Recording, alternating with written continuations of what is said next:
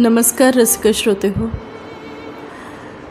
रसिक श्रोते हो, आयुष्यात एक वेळ अशी येते की तुम्हाला संकट, दुःख, वेदना, विरह या सगळ्यांचे काहीच वाटेनासे होते.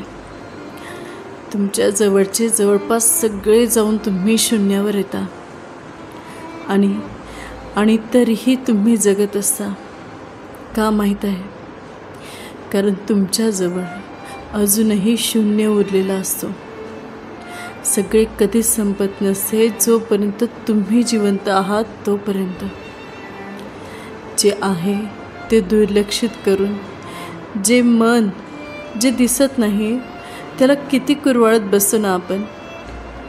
मनाचे नोकर बनून जातो आणि त्याच्या हाती आपल्या हसण्या रडण्याचे रिमोट देऊन बसतो. खरंच काय लागते आयुष्य जगायला? 4 भिंती आणि 4 भांडी घेऊनही लोक सुखात जगत असतात. तर कधी गडगंज संपत्ती असूनही माणूस सुखी होऊ शकत नाही. जे सोडून जायचे त्याचा मोह किती बाळगायचा?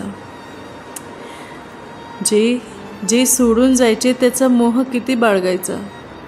एकटे जन्माला आलोय, खरंच एकटे जन्माला आलोय आणि एकटेच जाऊ.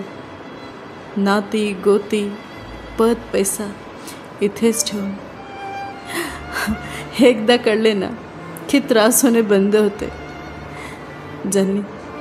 ज्यांनी जन्म दिला ती सोडून गेली तरी आपण जगतोच आणि ज्यांच्यासाठी जगतोय तीही सोडून देतात तरीही जगतोच. स्वतःला संपवून प्रश्न सुटत नाहीत हेच खरे नाही का? लेखन आणि अभिवाचन निकिता रत्नपारखे. धन्यवाद.